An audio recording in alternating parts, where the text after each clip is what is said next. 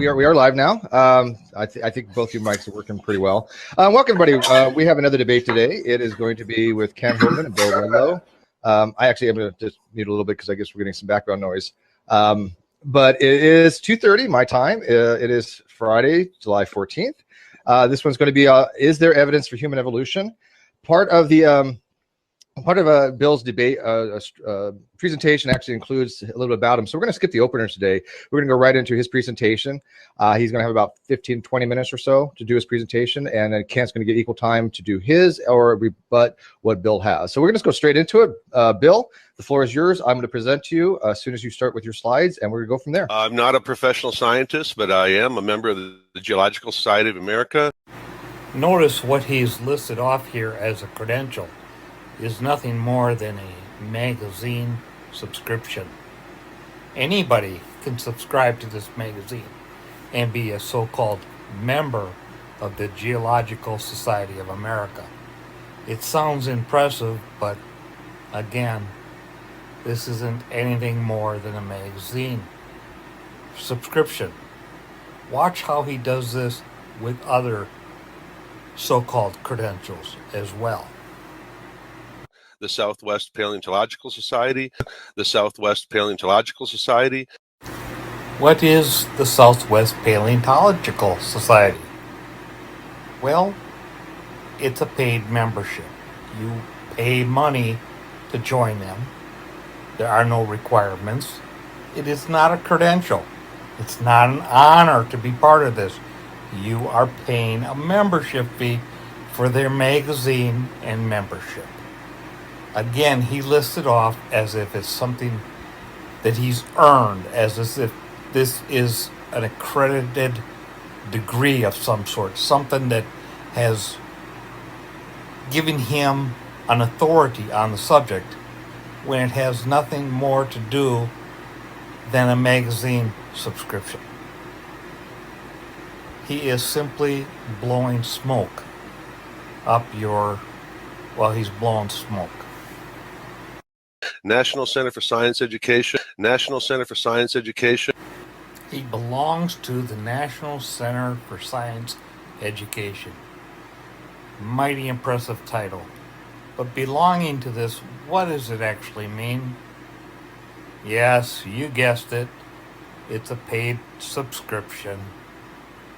Nothing more. This is not a credential. It's not anything to do with his qualifications. It's simply money he gives so that he can claim he's a member. And of course they have a newsletter that they send out. But that's all it is. It's another paid subscription. And I volunteer at the Arizona Museum of Natural History, where I am the human origins specialist in the Origins Gallery down there. Oh my God, beautiful! But what the hell, boy? Oh my God, bro. Oh, hell no, man. What the fuck, man? Get your ass on. Who the fuck is this nigga, bro? What the hell? What's wrong with you, bro? What the heck? You tripping, bro. You tripping. Suck.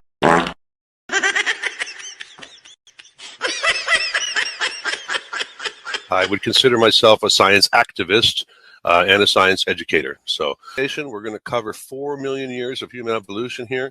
We're going to start with Australopithecus, because we definitely want to show pre-human, and I think everybody would agree that Australopiths are pre-human. So, Australopithecus are not pre-human.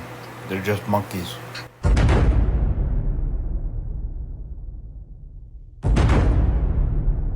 I did study anthropology and geology there for 3 years.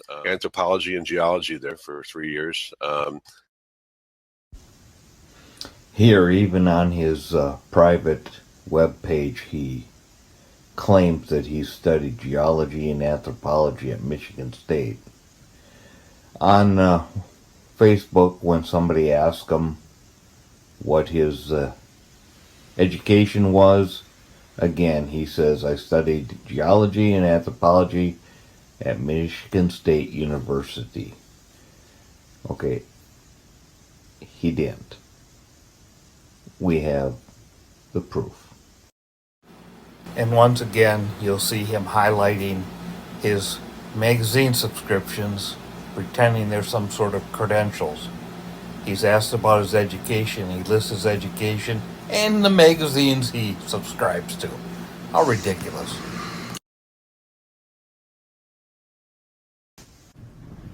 Asked by Joseph Hawk a question on anthropology, and Bill again claims that he took anthropology and geology for almost 4 years, and then because the pressure being put on him about his lies,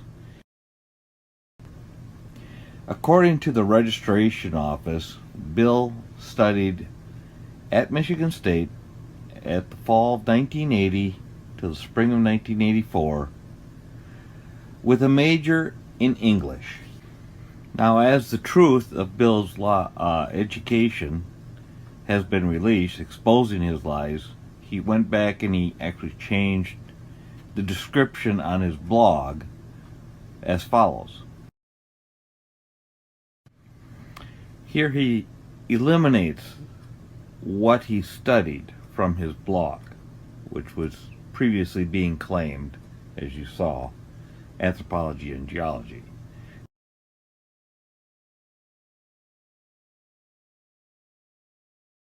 Now he's just saying he studied at Lansing Community College and Michigan State University. But it doesn't give us a clue as to what he studied, because the truth has been exposed that it was English and he failed or flunked. He was unable to complete his degree. He did not change majors. He had a major for 4 years. Here online during a debate, he admits that he had an English major.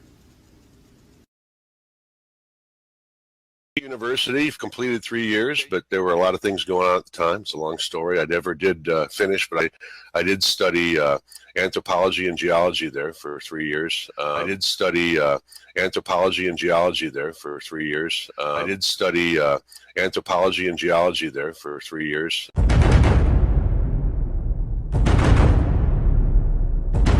Starting with everyone's favorite, Lucy, discovered by Donald Johanson in 1974, Australopithecus afarensis. Lucy has been kicked out of the human lineage. She is no longer considered a missing link. There have been too much evidence showing that not only was a baboon bone in her display case, but there are other human bones and a completely destructive reconstruction of her pelvis. Lucy has been determined to be a chimp. Her species is represented by fossils from over 400 individuals now. Another stunning claim. 400 individuals to back up Lucy. Now, 400 individuals would look like this, what you're seeing in the picture here. It should have said 400 individual pieces. Okay, here's the 400 individuals plus Lucy. You'll see most of the individuals are actually just individual pieces of bone. Now I'm going to show you the rest of the bone collection here so you see them all. Okay, there's the rest of them. There are your 400 individuals. They're not whole skeletons, they're like 400 pieces. And look at the bones, look at how small they are. How the heck can they tell if those are from the same species as Lucy or not? Let's zoom in and take a look. Well, there they are. Itty bitty tiny pieces. And the reason why I have to doubt them is because in the Lucy exhibit, you'll see there's a baboon bone. They got that wrong. It's right in the exhibit and they got that wrong. It was there for a couple decades. So how are we supposed to trust all them other tiny pieces of bone? They lived in East Africa 3.8 to 2.9 million years ago. Was Lucy a chimp? No, Lucy wasn't a chimp. She was almost as different or I should say chimps are almost as different from our common ancestor as we are. They've been evolving just as long as we have. Interesting statement. However, as you can see here, there's nothing between the chimpanzee and the common ancestor because there's no money to be made on that side. Additional evidence has come to light which suggests that Lucy is little more than a chimpanzee. Johansson and his co-workers admitted in an article in March 31, 1994 issue of Nature that Lucy possessed chimp-proportioned arm bones. C. Kimball, et al., 1994, and that her alleged descendants, for example, A. africanus and H. habilis, had ape-like limb proportions as well, which is a clear indication that she did not evolve into something more human. I need to pay attention to the picture that Billy used in his presentation of Lucy, showing her pelvis like that of a human and a complete skull. The lower picture is the actual images of what they found. Okay, they made the complete skull out of those few pieces. And the pelvis, as you can see, does not flare out like that. That particular pelvis look was done by Owen Lovejoy, and I'll show you the footage of him doing that. Now, Lucy clearly has a hip like this. Take a look. This is Australopithecus afarensis. It doesn't happen to be the Lucy hip, but it's a hip of afarensis. The ape that stood up, it was a revolutionary idea.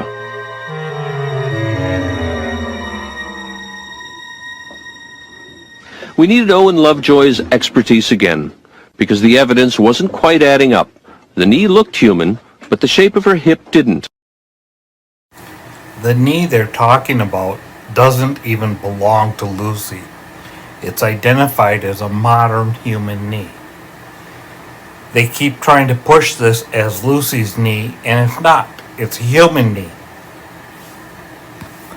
Lucy's discovery was without a knee, and to date, she has not had a knee. There is no knee. They don't know what the knee would look like, so they used the human knee, and that's not right. The knee looked human, but the shape of her hip didn't. Her hip resembled a chimpanzee's, which meant that Lucy couldn't possibly have walked like a modern human. Lucy was a chimp, so it's of no surprise that her pelvis resembles that of a chimpanzee. It is definitely not human and not an upright walking monkey. But Lovejoy noticed something odd about the way the bones had been fossilized. When I put the two parts of the pelvis together that we had, this part of the pelvis has pressed so hard and so completely into this one that it caused it to be broken into a series of individual pieces which were then fused together in life.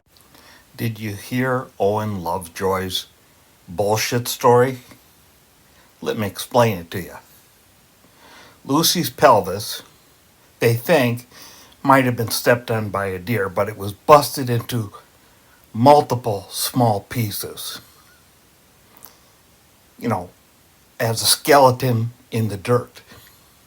Then somehow these small pieces came back together and they fused perfectly back together with no dirt in the seams, no air between the cracks, no pieces turned the wrong direction.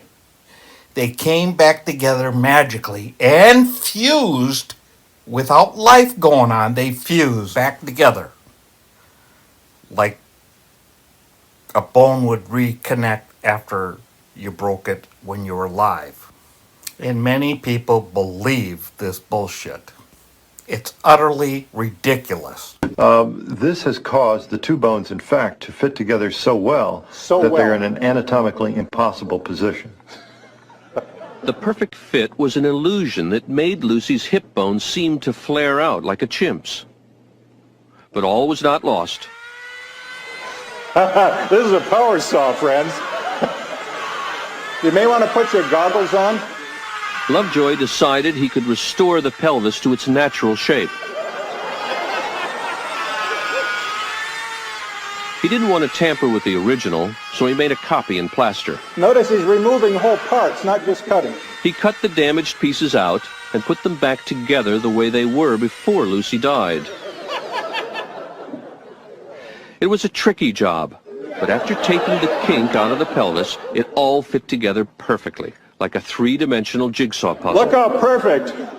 You can read a newspaper through the hole. As a result, the angle of the hip looks nothing like a chimp's, but a lot like ours. Here we have a great example of what Lucy's pelvis really looked like. In the upper right-hand corner is Lucy's actual pelvis. The middle upper picture is Australopithecus afarensis' second complete pelvis that was found. And you'll notice that it's an exact match for Lucy's pelvis, not the power saw reconstruction pelvis that Owen Lovejoy did. Yet that is what Bill chose to use. When these facts were out there, he's hiding them, and he's trying to make Lucy look like more like a human than she really is. She's basically just a chimpanzee, and science has kicked her to the curb. When you take Lucy's skeleton and you flip it over and superimpose it onto itself, it shows actually how complete it really is. Primates are asymmetrical, so we have a very complete skeleton there. Lucy was not a knuckle walker. Knuckle walking evolved after our split with our common ancestor. We see differences in the type of knuckle walking between chimps and gorillas. There's no evidence that Lucy was ever a knuckle walking chimp. Zuckerman's research, which established conclusively that the Australopithecines were nothing but knuckle-walking apes, was performed on fossils younger, that is, closer to man, than Lucy. Looking at their skulls, cranial capacity ranged from 375 to 530 cc's. The variation is due to sexual dimorphism, where males would be larger than females. And we're going to pay attention to the cranial capacity here as we go along. And we're going to pay attention to the cranial capacity here as we go along. No modern human remains have ever been found in the same layers, originating from the same layers as Australopithecus afarensis. This is going to be explained. Yes, modern human knees have been found 1 million years older in the geological column than Lucy. If anyone could tell me what sort of creature that knee belonged to, he could. When Don brought the Hadar knee back from Ethiopia, he brought it over to my house and laid it out on the living room carpet, and I knew instantly that was a human knee. When Don brought the Hadar knee back from Ethiopia, he brought it over to my house and laid it out on the living room carpet, and I knew instantly that was a human knee. You can see here in this scientific diagram of where the Hadar knee was found versus where Lucy was found. In the geological column, the human knee was found 1 million years below Lucy. Get that right. A human knee found 1 million years in the geological column below Lucy. For my discovery of Lucy 40 today, and her knee and her ankle were also preserved. And we know from the detailed anatomy of both of those areas, those anatomical regions, that they were certainly commensurate with fully upright walking. Yes, evolutionists got their butt hurts when creationists pointed out that Johansen was lying about the knee. This is straight from Nova, and I'll read it to you. Owen Lovejoy, he said this: when Don brought the Hadar knee back from Ethiopia, he brought it over to my house and laid it out on the living room carpet. And I knew instantly that was a human knee. Dr. Johansen said this: what was a modern-looking human knee doing among fossils that were millions of years old? That knee turned out to be the oldest human fossil ever found. So, Australopithecus africanus is next up. Tongchild was the first one discovered in 1924. We believe that skull was of a 3-year-old. They lived in South Africa 3.3 to 2.1 million years ago. Again, several hundred fossil specimens have been found, and they overlapped with Afarensis in East Africa just for a few 100,000 years there. Were they a chimp? No. I mean, completely different now. You look at the difference in the skulls. This and Africanus had longer arms and shorter legs than modern humans, but that's because they were a transitional species. Evidence for bipedalism in Australopithecines. We have placement of the foramen magnum at the base of the skull. Paleoanthropologist Raymond Dart used the orientation of the hole on the Tongchild skull of Australopithecus africanus to argue that the fossil represented an early human, and, more recently, Michel Burnett has used the same argument to hypothesize an early human identity for a controversial fossil called Sahelanthropus shadensis. But other researchers have cast doubt on whether this curious skull opening really is a clear indicator of striding about on 2 legs. A connection between the foramen magnum and bipedalism seems right, but there's not much hard evidence to back up the link. And as researchers William Kimball and Yoel Rack suggested in a 2010 study, the position of the skull opening may have more to do with the posture of the trunk than walking upright. Past attempts to link foramen magnum position with bipedalism specifically have also been complicated by the fact that H. sapiens is the only habitually bipedal primate species. We have the attachment of neck muscles to the skull, shape of their spine, angle of their knees. They had no divergent big toe. Here you can see that was a lie. It most certainly does have a divergent big toe.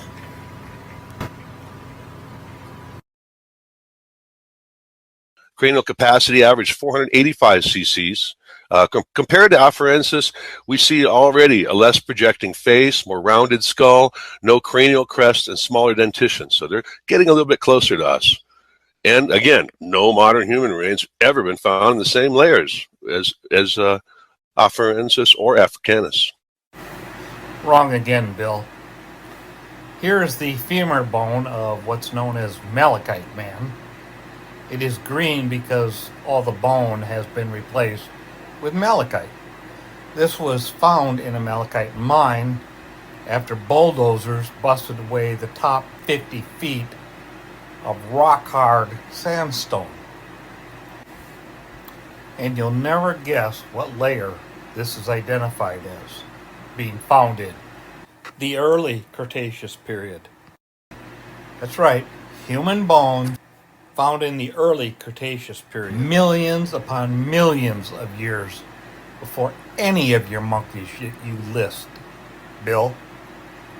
Everything you say about no human remains being found below these is all lies. Fixed arches in their foot, side to side and front to back, and the shape of the pelvis, which we can tell whether they were bipedal or not by the shape of their pelvis. Another bold-faced lie. Africanus has an ape-shaped pelvis, not a pelvis for walking upright. He just completely lied straight up on this one. Unbelievable. There it is right there. Everybody take a look. That is a monkey's pelvis. A new one discovered 2008 by 8-year-old Matthew Berger, son of Lee Berger. We're up to 1.98 million years ago, so just under 2 million years. Lots of different features to them. I'm not really going to take the time to cover all that. We're going to keep moving right along. Homo habilis, again, just under 2 million years ago, first discovered by the Leakeys in Kubifora, Kenya. And these are the early tool makers. Now, we might have seen evidence with tool makers prior, but this is the first species that's associated with tool making by design, with something with an end product in mind. Chimps might use a rock or a stick, but the closest we've seen them to designing tools is stripping leaves off of a stick to get at termites. These are the Olawan style tools dating back as far as 2.5 million years, discovered in Olavai Gorge by Leakeys. Again, an end product in mind, but not not a real refined type of tool. Homo rudolfensis, which some people will consider Homo habilis, again at 1.9 million years ago, so just under 2 million years. Look at that cranial capacity. Now we're up to 775 cc's. We're seeing a gradual increase here in brain size. And again, no modern human remains have ever been found in the same layers as Homo habilis. And again, what we have here is modern human bones found at that same malachite mine, but quite a ways away from the original, meaning it's a separate burial or instant burial of humans. And again, it's the early Cretaceous period, millions of years before Bill's monkey lineup. And again, more lies on his part, saying that no human remains have ever been found below his monkeys. These were the most successful humans so far. They were around for about 1 3/4 million years. First species to leave Africa. So they were around from 1.89 million years to 143,000 years ago. The early cranial capacity we see on average is 850 cc's, and the later up to 1100 cc's. So we can see the brains getting larger again. Brain size across species. Our lack of understanding of the multiplicity of causes that contribute to intelligence becomes even more apparent when we look outside the genus Homo. We observe that many animals are capable of sophisticated behaviors, including sensory discrimination, learning, decision-making, planning, and highly adaptive social behaviors. Consider honeybees. They can recognize faces, communicate the location and quality of food sources to their sisters via the waggle dance, and navigate complex mazes with the help of cues they store in short-term memory. A scent blown into a hive can trigger a return to the site where the bees previously encountered this odor, a type of associative memory that guides them back, and that was made famous by Marcel Proust in his Remembrance of Things Past. Alara chirk du temps spur du. The insect does all of this with fewer than 1 million neurons that weigh around 1,000th of a gram, less than 1/1,000,000th the size of the human brain. Yet are we really a million times smarter? Certainly not if I look at how well we govern ourselves. African Homo erectus, some people will call Homo ergaster. This is one at 1.75 million years with a cranial capacity of 850 cc's. Again, most successful human species so far. Homo erectus turcaniboi skull at 1.5 million years, cranial capacity 880 cc's, discovered at Lake Turkana. We've got turcaniboi. We can tell his age. He still had his wisdom teeth, so that's one of the ways we can tell age from some of these bones in the dirt.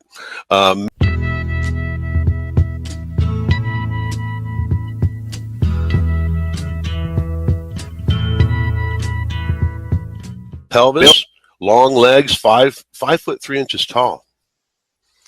Asian Homo erectus. This is one of the skulls discovered in Java, but a more recent discovery in 1969, not the early Java man.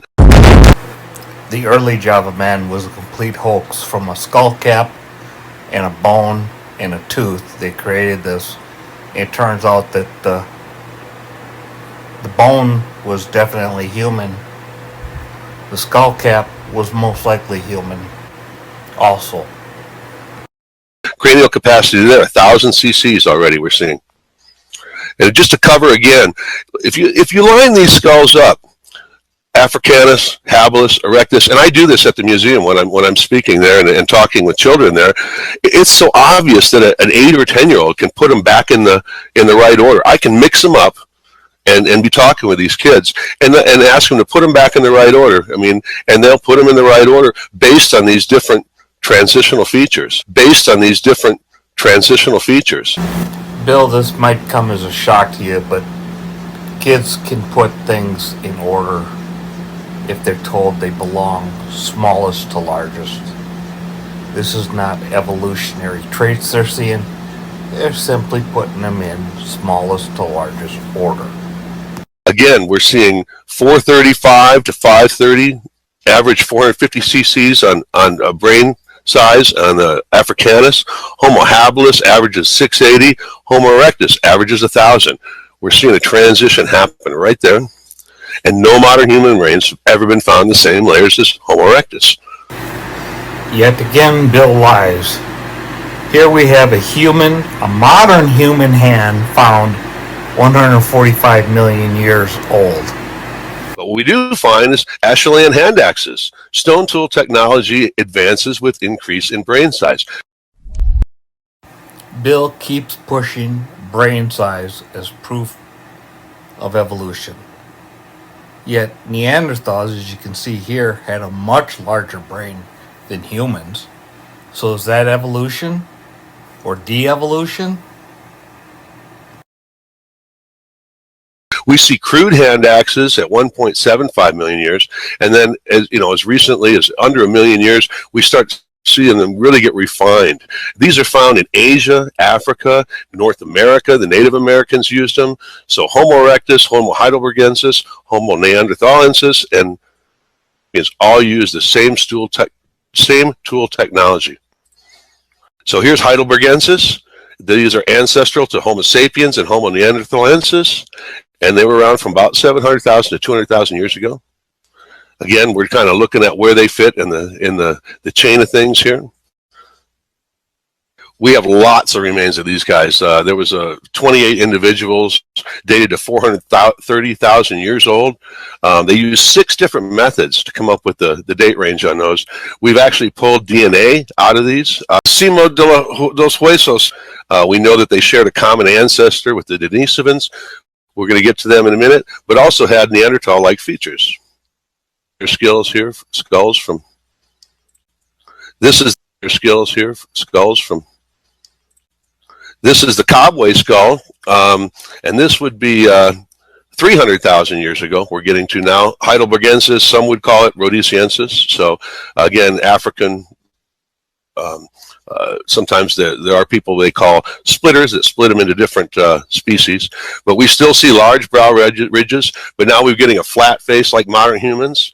We've got the low brain case profile like Homo erectus, but the brain size is 1,300 cc's. So by 300,000 years ago, we've seen almost modern human average brain size, and no modern human remains have ever been found in the same layers.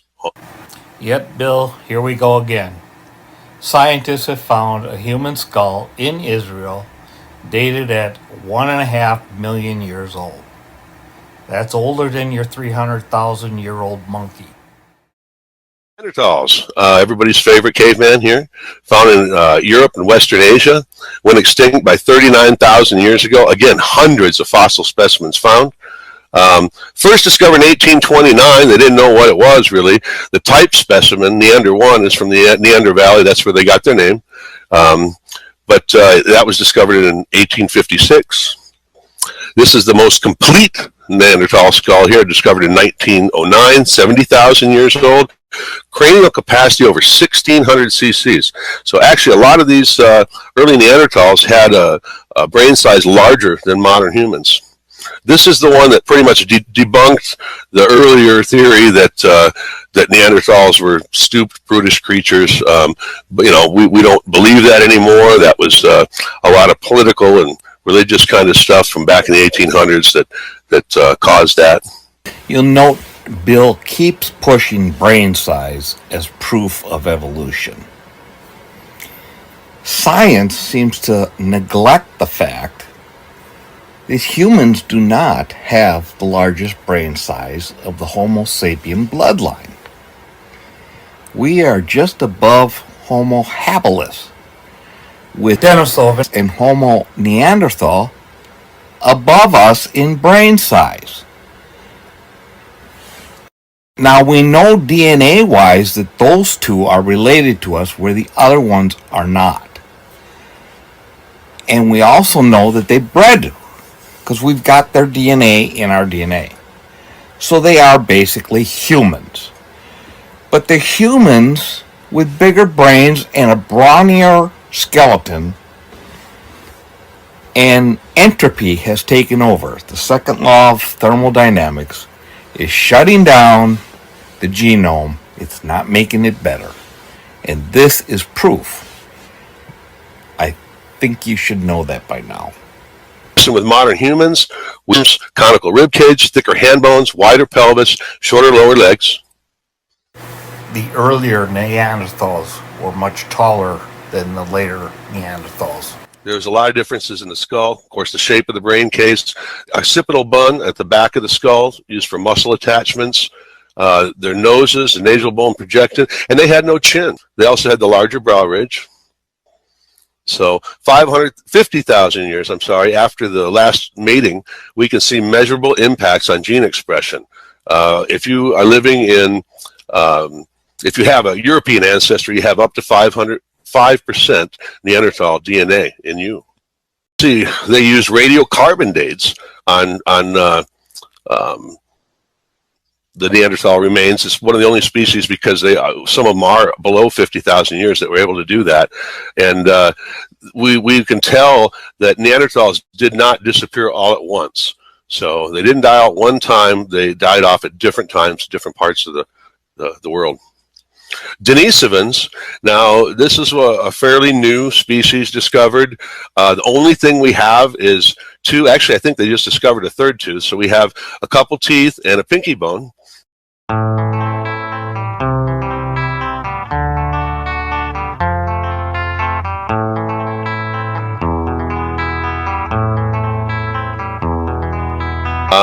We know that we have the genome though. We have the genome though. We have the genome though.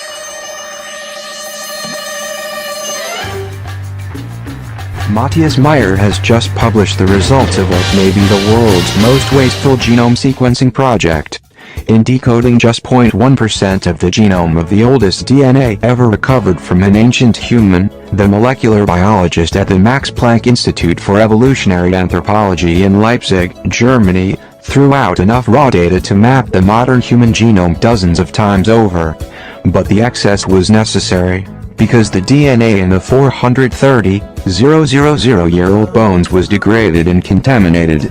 Meyer's feat of recovery has revealed that the remains, from a cavern in northern Spain, represent early Neanderthals, and has pushed back estimates of the time at which the ancient predecessors of humans must have split from those of Neanderthals. Starting such a thing is already very ambitious, and managing it is even more impressive, says Ludovic Orlando, an ancient DNA researcher at the Natural History Museum of Denmark in Copenhagen.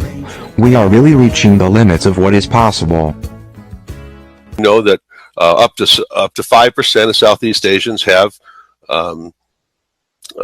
they have up to 5% Denisovan DNA. Simo de los Huesos, yeah, we have the completed genome for them. I can bring that up for you if you're disputing it. After developing new technology, a team from Germany's Max Planck Institute salvaged 0.1% of the Simo genome from one femur bone and a tooth. 1% is a very long way from a complete genome. Bill? DNA has a half-life of 521 years, so at 11 half-lives you would have 0.048% of the genome. Now assume that the DNA was equally split between the leg and tooth. This would be the most generous way and it would give the most half-lives. Now adding the two would give you about 0.1% genome. So 11 half-lives is accurate, giving the date of the fossil as 5,731 years. That is in no way ever going to be able to be labeled as 430,000 years old. Can you say fraud? And the DNA studies also align with the known fossil record. Ecology, if we want to talk about bones in the dirt, what can we learn from the study of osteoarchaeology? A lot of times we would know where the person lived, where we found them. We would know when they lived because we can date the fossils. How old they were when they died, a lot of times we can tell that. Sometimes we can tell how they died. We know of, for example, of a murder that occurred in Spain 430,000 years ago. This makes me ill. They sit there and they claim we know about a murder that took place in Spain 430,000 years ago. Exactly how do they know it was a murder and not an accident? This is so much bullshit science puts out all the time. It's just bullshit. Sometimes we can tell whether they died of disease, whether they were killed, male or female, and we can see primitive versus derived traits being early traits that we see in species that came before, and then the derived traits would be something that shows up then and continues on after that. Forensic facial reconstruction, because I know there's going to be people saying, oh gosh, look at, he used all those pictures, they made those up. Well, we can tell what a species looked like. No one really knows what an individual looked like, but forensic facial reconstruction is a real thing. It's been used to solve crimes. It's makes for a great visual presentation too. Lied with Neanderthals that showed that they have no chin. Some gets a hold of it and decides to show them wrong, so he makes a video with artist's rendering of Neanderthals. Artist renderings. He's not showing actual skulls. He's showing artist renderings with receding chins. In fact, the last one that he shows coming up here actually had a very receding chin, but because of the color of the slide here, you can't tell that it was covered with hair. Bill says you can't tell that this is a receding chin because it's covered with hair. I can tell. Can you? No one really knows what an individual looked like, but forensic facial reconstruction is a real thing. It's been used to solve crimes. It's makes for a great visual presentation too. How can you solve crimes if you can't tell what an individual looks like? Certainly an entire species doesn't commit the crime. You're not making any sense. There's going to be people saying, oh gosh, look at, he used all those pictures, they made those up. Well, we can tell what a species looked like. No one really knows what an individual looked like. But forensic facial reconstruction is a real thing, used to solve crimes. It's a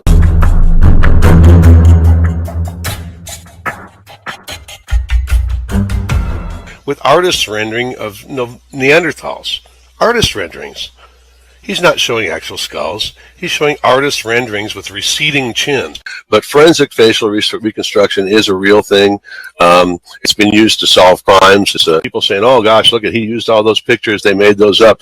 Well, we can tell what a species looked like. No one really knows what an individual looked like, but forensic facial reconstruction is a real thing, used to solve crimes. It's with artist rendering of Neanderthals.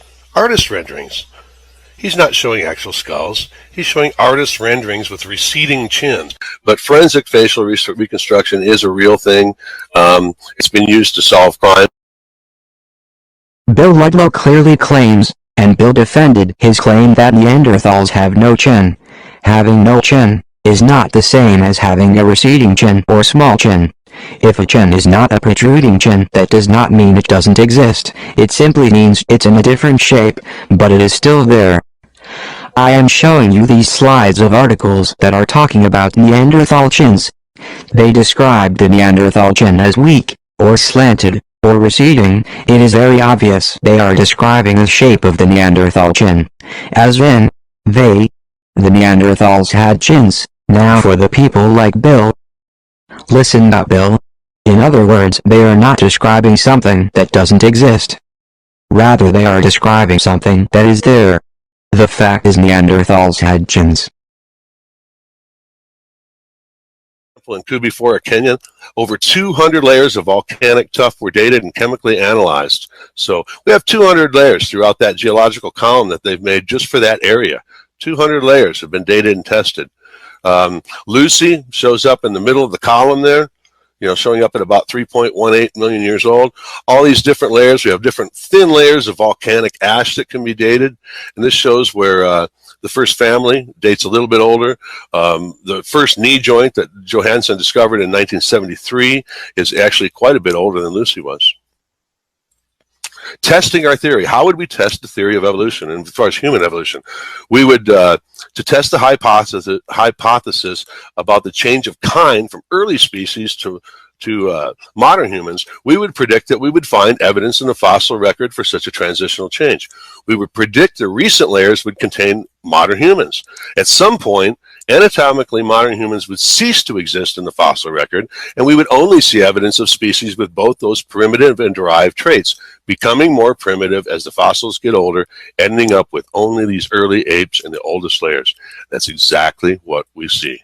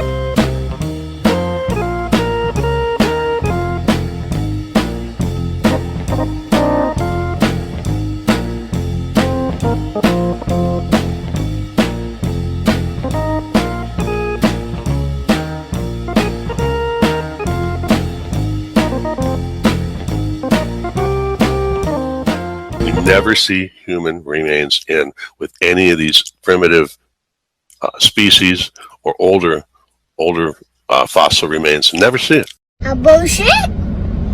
A bullshit? A bullshit? A bullshit? Over 6,000 individuals now we have cataloged in hominin evolution. We're just talking about humans here. If you look at the fossil record as a whole, most creationists will agree to microevolution. Oh yeah, microevolution happens. They have to. I mean, because we see these changes. This study was designed to compare epigenetic changes among several closely related species of Darwin's finches, a well-known example of adaptive radiation. Erythrocyte DNA was obtained from 5 species of sympatric Darwin's finches that vary in phylogenetic relatedness.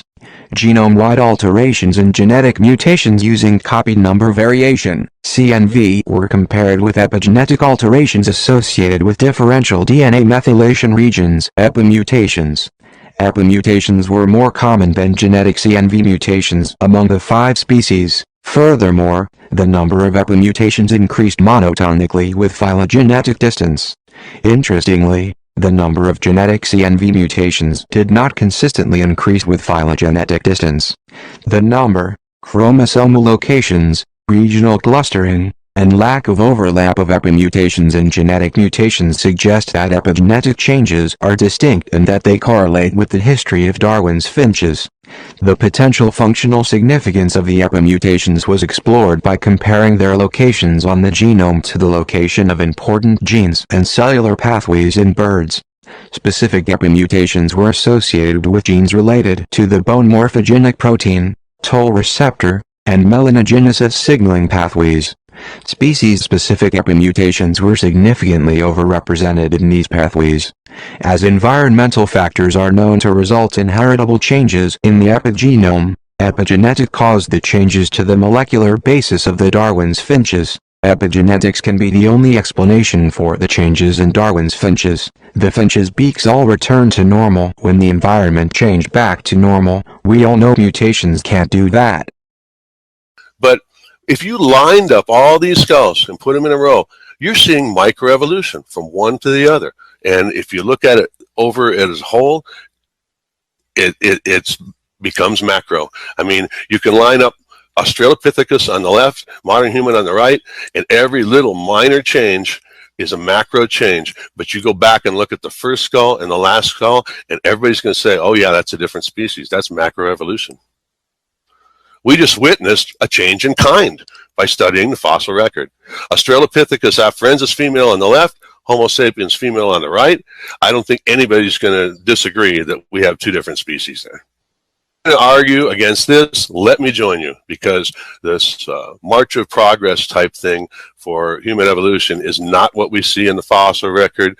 It was something that was dreamed up 150 years ago, but we have much more like a bush. It's not a straight ladder-like progression. So again, the difference between us and the other apes is great, but we didn't evolve from them. If you could line up all the hominin ancestors, you could see the transition. If we could stand all our ancestors in front of us today, you could see the transition. So millions of years of human evolution, the evidence cannot be denied. Charles Darwin would be pleased to see the transitional species in the fossil record today, just as predicted. Thank you.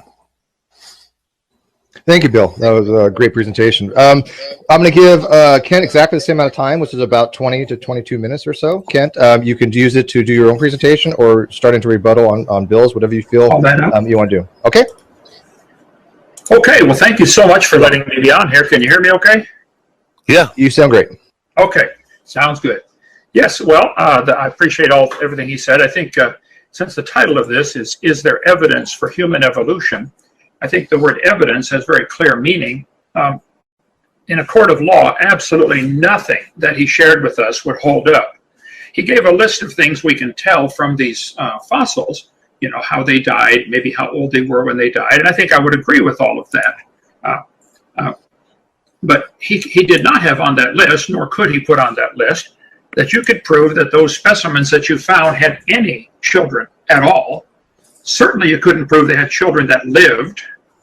And if you're going to claim that these are transitional between something, you have to find not only that they had children or prove they had children, and they also had to find a mate who had the similar characteristics that went on. So lining up a bunch of bones you found in the dirt, everything in his presentation would be thrown out in the first 10 seconds in an honest court of law, because what he found are bones in the dirt. He is putting an interpretation on them that says, oh, they were able to do something back then that no animal today can do. The Bible teaches clearly that before the flood came, the people lived to be 900 years old. There are all sorts of legends of what is called the Golden Age. They're found all over the world, where different cultures, even people with no contact with Christianized or Hebrew Jewish cultures, would teach, oh yeah, there was a Golden Age when man used to live to be nearly 1,000. And they lived peacefully and died in their sleep kind of stuff. Just Google Golden Age, you'll find a lot of information on that. So the Bible clearly teaches the people lived to be 900. Now, it's also a biological fact that the bones of your head are continually changing and growing and adapting. People that live in a place where they have a coarser diet, like the Aborigines in Australia, have larger eyebrow ridges because of the chewing muscles that attach to the eyebrow ridge from the masseter and the temporalis muscles. It's just simply a matter of either coarser diet or older age. Now, the Bible says clearly in Genesis chapter 1 that God said, let us make man in our image, after our likeness. So God created man in his own image.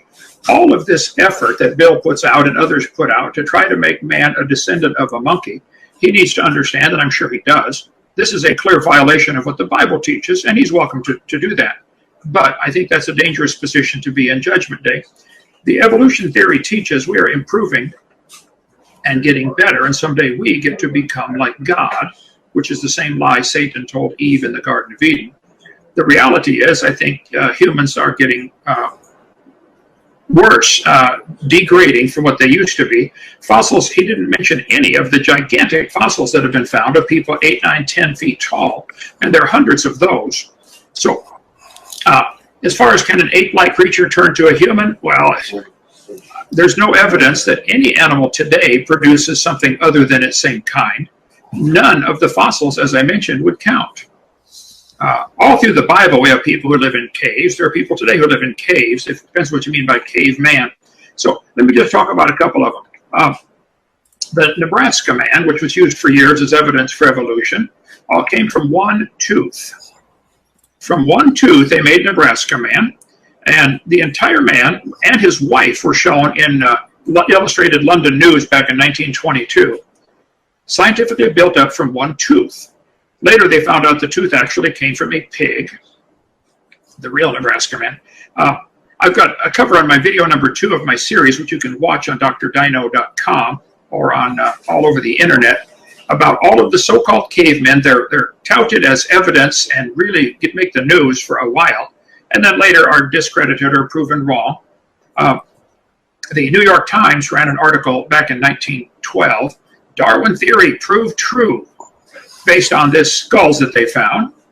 It was used in the 1925 Scopes monkey trial. The Dawn man and the Rhodesia man, he went through the same type of evidence back in 1922 to try to prove evolution was true. All of it was later discredited. The Piltdown man was in the textbooks for 40 years.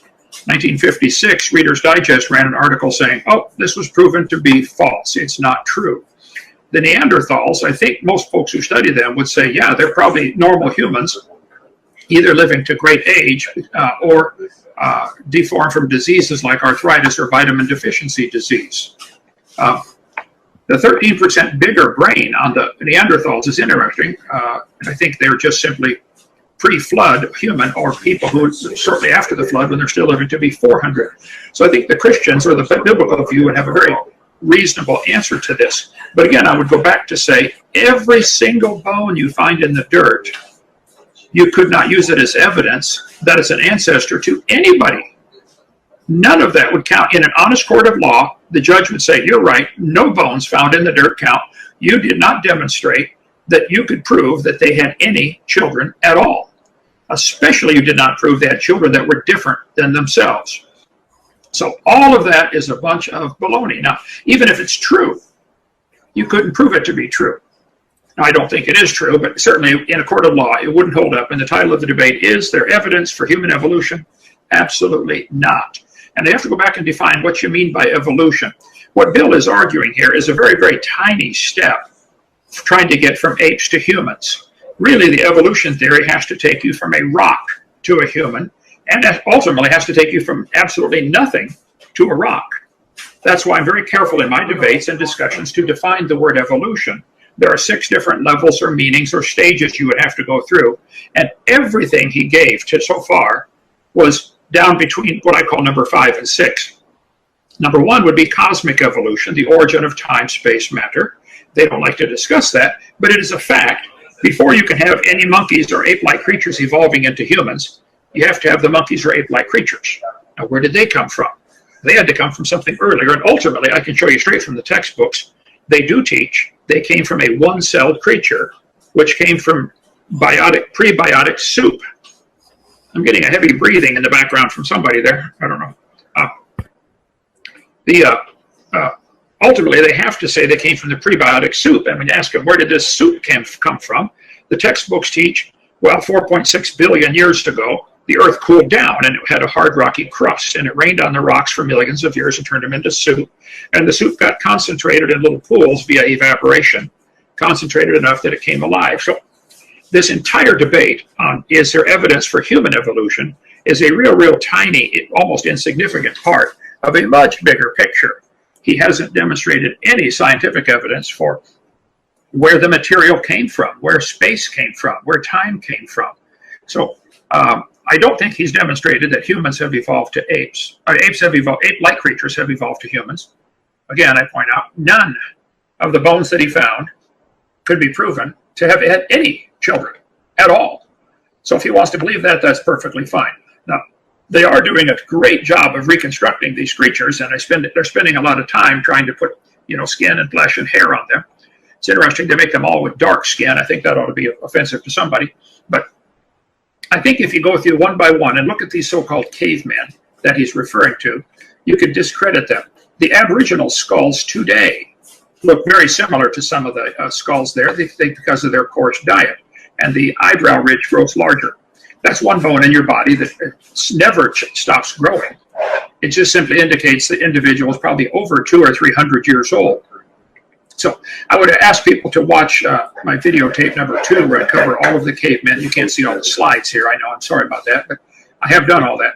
But I guess I'm busy looking at the bigger picture of, and I think, I doubt this will be answered, but how could you prove any of those thousands and thousands of bones you found in the dirt, even if you are reconstructing them correctly? And I won't argue that. Even if they look like they're intermediate between 2 different kinds of animals. Even if you find one that does look like it's half chimpanzee or half ape or half human. How could you prove they had any children that lived and that produced children again? So you have really 3 stages here. Could you prove they had children? No. Could you prove they had children that lived? No. Could you prove they had children that were able to produce something other than their kind? No. It's absolutely silly on its face. In an honest court of law, the entire presentation, the whole section of his museum would be thrown out. Now, especially when you go back and look at the history of this teaching from the 1860s up until now, so many of these have been used as evidence for a while, and then later found out, oops, that wasn't correct. We made a mistake. I don't know what Lucy was. What he might have proved is that there were lots of other types of apes or monkeys or different types of creatures that have gone extinct over the centuries. He might have clearly demonstrated extinction, but he did not demonstrate evolution at all. Now, the bigger picture here, he's giving all these dates of 1.9 million years ago, etc., and a gradual increase in brain size. Again, it could be he's demonstrating creatures have gone extinct, but it does not demonstrate they're any relation to modern humans. And one thing I don't think people are considering in all of this is, what is the result? He's teaching thousands of children that they are nothing but an animal.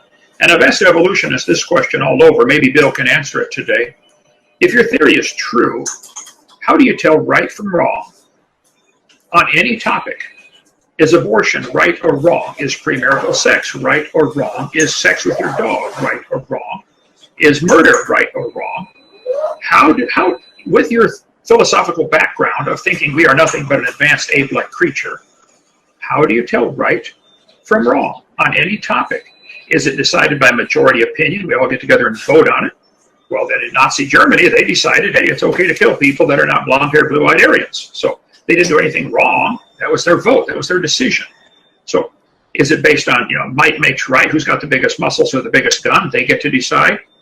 Is there an absolute moral standard anywhere in the universe, and where did it come from? In his worldview, I think we're just an animal. We're nothing but animated meat. And he has to answer the question, where did the original material come from, the space come from, the time come from? And why don't we see any animals today doing this? Apes, chimpanzees, orangutans, monkeys, humans are all having babies all over the world. Why don't we observe it today? Why is it only bones in the dirt that we're able to do this? I'd like to see it happen today. Okay, I'd like to hear his response. Thank you. All right, thank you, Kent. Go ahead, and you. By the way, you have about 5 more minutes if you want to say anything else, Kent, for equal time, or you just want to turn over your balance to Bill. Oh, I've got plenty to say. My seminar is 18 hours long. I cover all things. No problem. Bill, you're going to have to unmute because I did have to mute you. There was a little bit of background noise, but it was actually, I think, Kent, you had some background. But while he's unmuted, I do want to thank, we have about 250 viewers right now. I want to thank each and every one of you for coming out to listen to this. So, yeah, now, Bill? Okay. Yeah. All right. Yeah, I'm going to screen share again. Okay. All right. I'm going to answer the question first. Do we need to know if an individual fossil ever reproduced? Absolutely not. It's just crazy to think that we would look at an individual fossil and have to know whether it reproduced, because every single fossil, or every individual, I should say, is a member of a population. There's no individuals out there living by themselves. And the theory of evolution says that populations evolve over time. It doesn't say individuals give birth to anything else besides themselves. Kent has got a straw man argument there, definitely. He'll say, oh, we have to prove that this individual gave birth to something other than itself. That is not how the theory of evolution works. It's not what it says at all. Again, every individual is a member of a population. The traits that we see in the individual will be present throughout the population. Okay? Again, the straw man, dogs will always give birth to dogs. Animals always produce the same kind. Of course they do. Darwin predicted every species would give birth to the same species, but populations change over time. Okay? Claims about fossils, that they only indicate something died. Bones can't talk. Again, populations evolve, not individuals. We don't have to prove any specific individual had offspring, because every individual is part of a population. Okay. Would it hold up in a court of law? Absolutely it would. We've got an instance here where, remains were found, blow to the skull, DNA evidence was used. You combine the DNA evidence with the fossil evidence and the killer was convicted. So bones and genetic evidence combined do not lie. Do we look like Neanderthals as we age? Ken has made the statement many times in his videos that eyebrow ridges continue to grow as we get older. That is false. According to Harvard, people who build up their muscles over time are also building up their bones. The bones get bigger and stronger as the muscles get used more. This is Harvard Health publication. Again, you're wrong, Bill. As years pass, facial bones actually lose volume. Now, what might happen is the eye sockets get larger, and it maybe gives a little bit of appearance of a brow ridge, but the brow ridge itself does not. So if you were to look at the skull, you wouldn't see a large brow ridge like we see with Neanderthals. And chins become more pronounced. Chins don't have, or Neanderthals don't have chins. So it's absolutely not a human that lived to be hundreds of years old. So again, brow ridge prominence due to the diminution in fat and with thinning of underlying tissues, eyes flatten and make brow ridges appear prominent. But if you, over to the right, compare it to the skull, you wouldn't see the difference. You wouldn't see it in the skull. You would see it. We definitely see this, Bill. As an outward appearance. You know what does grow is ears grow. Okay? Ears grow, and your nose will continue to grow from gravity, but ears keep growing. Is this what Noah looked like at 900 years old? Because I'm telling you, he wouldn't look like a Neanderthal. He would have looked like that if he was 900 years old. Neanderthal art, they invented the hashtag, I'm not saying they were stupid. They weren't stupid. They were different than us, but they weren't doing cave paintings like we were, right around the same time. So Neanderthals are, the Y chromosome was never passed down. We have their completed genome. We have our completed genome. We can check this. We never see the male Y chromosome from Neanderthals passed down. The new finding may solve the decade-old mystery of why researchers have been unable to find the Neanderthal Y chromosome. Part of the problem was the dearth of DNA from men. Of the dozen Neanderthals whose DNA has been sequenced so far, most is from women. Again, comparing, these are scientific papers, sequence comparison with human DNA sequences, as well as other analysis shows that Neanderthal sequence falls outside the variation of modern humans. They were not modern humans. There's no way. You cannot make that claim. If you do, you're wrong.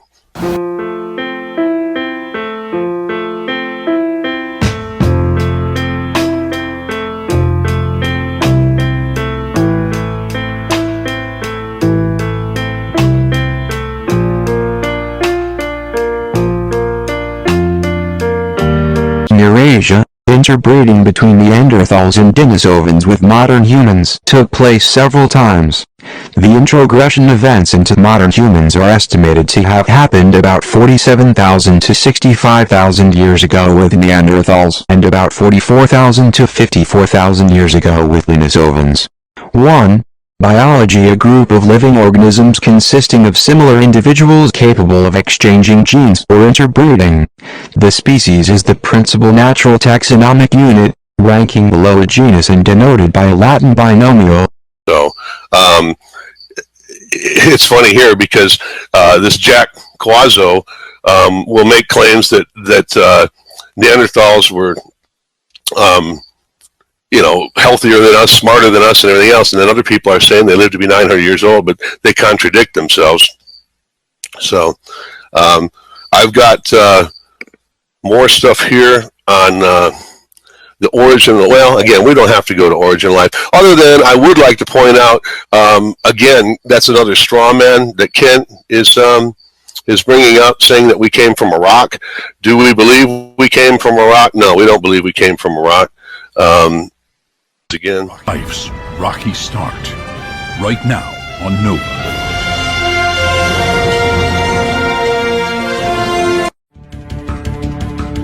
They're dazzling, priceless, at times even glowing. How can one not fall in love with rocks and minerals? I mean, the colors, the shapes. And they're the building blocks of modern civilization. We wouldn't have televisions, we wouldn't have automobiles, we wouldn't have buildings without the mineral riches that we have. But could rocks and minerals also solve the greatest mystery of all time, the origin of life? The rocks we pick up tell a story that life couldn't have occurred without rocks. Could cold, lifeless stone hold the key to every living thing on Earth? From Australia to Morocco, Nova goes around the world and back in time to investigate the origin and evolution of life. Look at a rock and you think, ah, well, nothing. But this holds the signature of life. From its first spark, was it the secret link between rocks and life that made the difference? Life's rocky start, right now on Nova.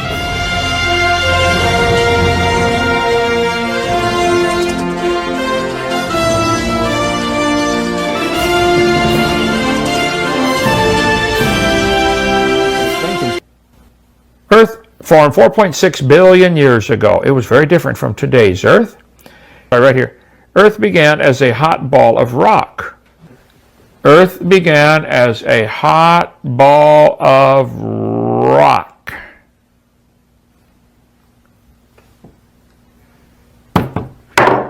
Stay with me now. Focus, okay?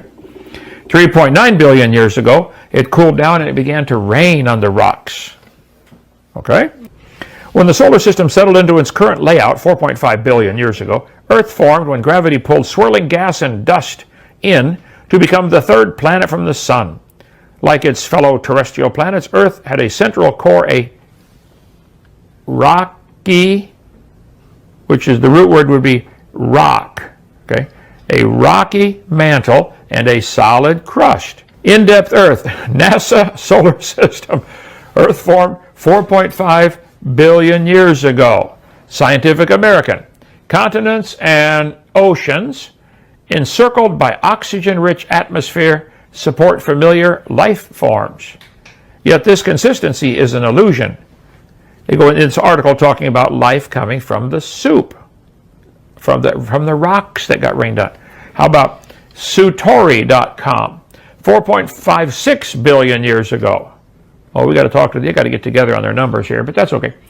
The Earth began and it was a hot ball of rock. This is what is taught. Here's HumanOriginProject.com. It talks about 4.6 million years ago the Earth formed. Well, they have a little problem here. It should be billion, guys. Get your.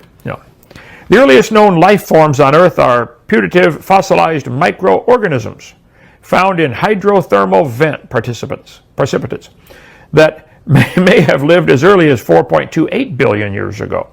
Relatively soon after the oceans formed, wait a minute, the life came after the oceans formed 4.41 billion years ago. And not long after the Earth formed 4.54 billion years ago. Is this teaching life came from the rocks? Am I making it up, or is this what they're saying? See this intertwined coevolution of the geosphere and biosphere, says Hazen. Life begets rock, rocks beget life.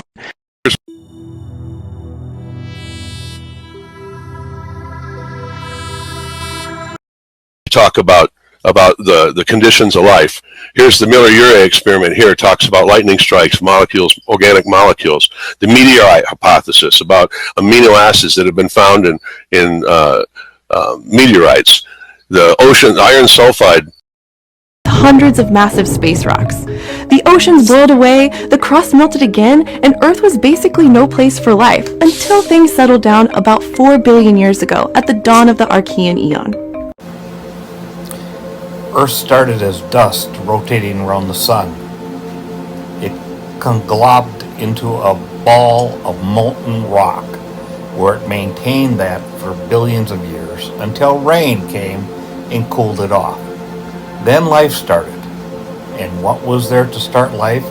Rocks and rain. Nothing else.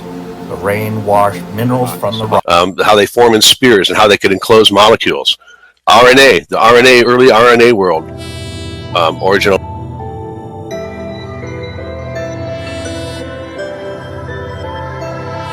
Life. Here we go. Not a single one teaches we came from a rock. It's just another straw man. So. Hydrogen, carbon, oxygen, nitrogen, sulfur, phosphorus. These elements account for more than 96% of the stuff life on Earth is made from, and all 6 have been found in a rock sample on Mars. Kent? Well, as far as teaching, we came from a rock. I show in my seminar dozens of textbooks, and I have a huge textbook selection. from 1880s on up to today. And they certainly do teach that there was primordial soup that came from getting rained on the rocks, and you can watch my seminar part 1. That is exactly what the book teaches, that life had to come from soup, which came from the dissolving of the rocks. It's interesting, the options that he gave, life coming from outer space, that only postpones the problem. The illustration he gave, let's see, the killer was found guilty because of the DNA evidence in a court of law. The killer was found because the skull was crushed, etc. That's the death of an individual. That is so different than trying to prove this child had these bones had children. So that was we don't need to prove they had. That was a real straw man argument. I mean, you're setting up a straw man and demolishing it and thinking you won the victory, but you didn't prove any of the Neanderthal skeletons you found had children. You showed that in a court of law, a killer could be found with various DNA evidence. Okay, and if you found that there's DNA similarity between apes, humans, orangutans, chimps, etc., well, if we can demonstrate there's a certain percentage of similarity between all these, okay, what would that prove? Would that prove a common ancestor, or could it prove a common designer? This DNA is so complex, much more complicated than any computer code ever written by man, and yet people just want to dismiss it and say, oh, well, hey, look how similar we are. That proves common ancestor, when actually, I think it's better proof for a common designer, common creator. I think I can demonstrate, if we had it listed out in front of us, all that the code required for Microsoft PowerPoint has millions of, maybe certainly hundreds of thousands of identical lines for Microsoft Office and Microsoft Word. Okay, does that prove they're all evolving from Morse code by chance, or could it be there's a common designer using this code? So even if he, okay, even if he showed that there is a certain percentage of DNA similarity, that doesn't answer the question. It doesn't prove the point at all that there's a common ancestor. He may wish to interpret it that way because he wants to, act like an ape or have no morals or something. I don't know what his motive is here, but I know that that in a court of law, I could simply argue, Your Honor, the similarities he's showing here are evidence of a common designer, common creator. In an honest court of law, that would have to be accepted as, yeah, you're right. So he did not demonstrate that this similarity proves any ancestral relationship. What do you? What is your explanation for why we don't find a single modern human fossil in the same layers as any of these ancestral species? High quality bullshit, world class designer bullshit, to be sure.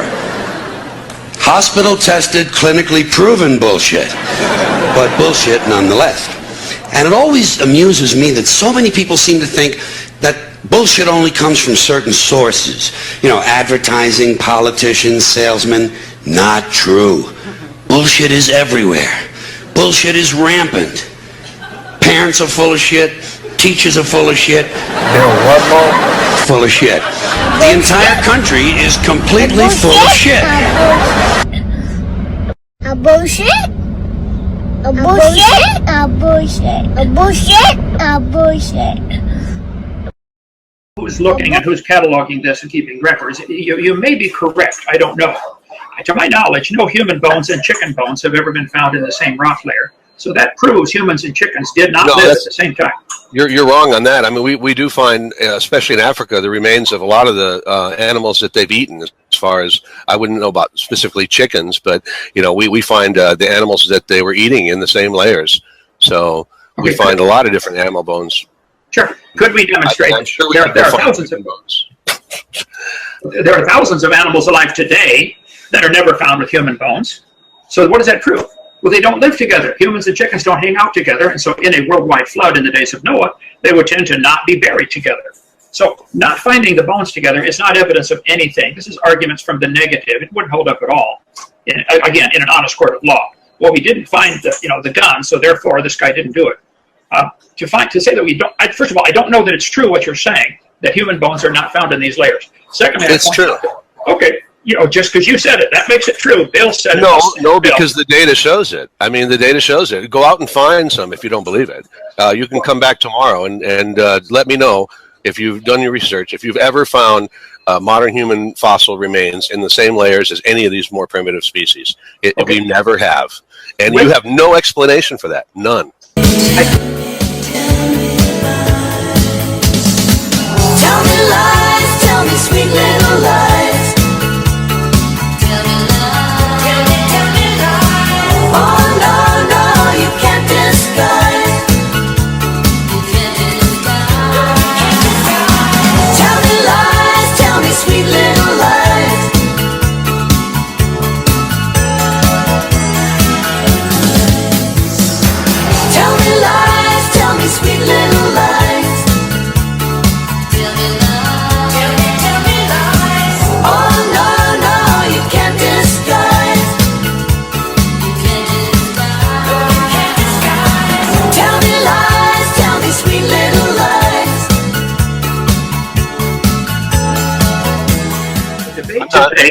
debate today is titled Is there evidence for human evolution? That's right. So quit bringing up stuff that you think I'm wrong on and other topics. Stick with the topic. Is there evidence for human evolution? Do you believe that the radiometric dating methods, including carbon dating, can be used to accurately date these human evolution, the human fossils and human ancestor fossils that we find in the fossil record? There is radiocarbon found in diamonds. Or there was no radiocarbon found in diamonds.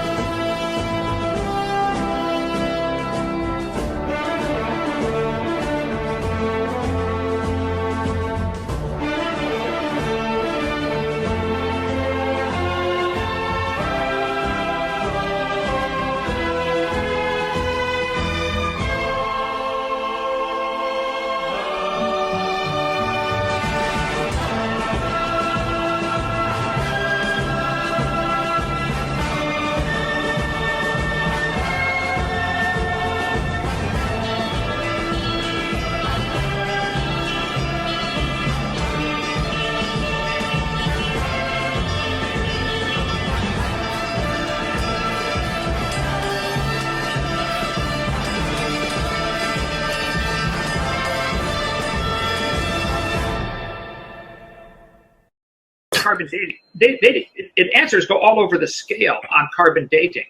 First of all, most of the fossils that you show were found way before radiocarbon was even invented. Back after most of the fossils I showed were found in the last 20, 30 years. Now, this debate, the title is there evidence for human evolution? Yes. You have to demonstrate that there is. You demonstrated that a bunch of bones were found in the dirt that look different from us, that maybe look different from current apes or chimpanzees or orangutans. That's not evidence that we came from them. You failed, Bill. You didn't prove your point. You got to prove your point. Is there evidence for human evolution? No. You showed a bunch of bones in the dirt that you would like to believe is evidence. If you look at the movie The Green Mile, the poor guy, a black guy, whatever his name was found guilty of the crime because he's sitting there holding two dead girls. The evidence was misinterpreted. John Coffey. He did not kill those girls. It is I don't know. I didn't see common. You assume that the evidence I presented is not evidence for human evolution. That's fine. You can make your assumption. Do you also assume that carbon dating is flawed and that the methods we use to date these fossils are flawed? I think there are loads of evidence that carbon dating is not 100% accurate. Dates are thrown out all the time. But now you're trying to go off track. I know what you're trying to do. Okay, we'll stick with the topic. The evidence you shared for human evolution fails on its face. You showed thousands of bones found in the dirt that you are interpreting as our ancestors, but yet you did not prove they had any children. You certainly didn't prove they're ancestral to anybody, let alone you and me. You proved you found bones in the dirt. They died, Bill. They died.